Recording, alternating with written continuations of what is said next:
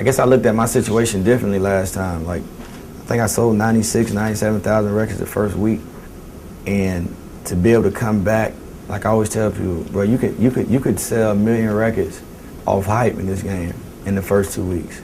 But I think when you really see what your album is really made of is after week 4.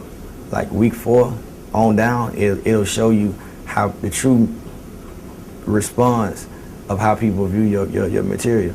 So for me, to sell 96,000 records the first week, I was crushed by that number because I felt like all the work that I put in, that I expected bigger, and that term made me come up with the whole cliche of God don't make mistakes. Right. Because prime example, I had the luxury and the blessing of selling another 400-some thousand records after week 1.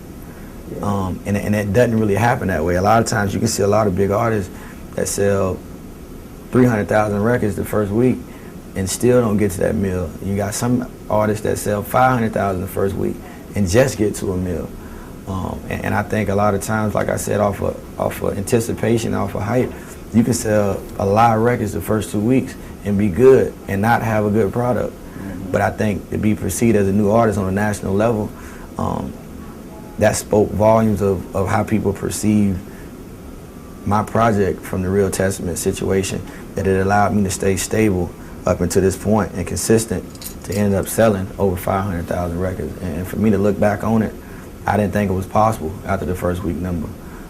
But to kind of see the word of mouth thing and more people on a national level coming in and embracing my situation due to the subject matter that I was talking about, like I told my business partners, I'd be a fool to change the recipe at this point.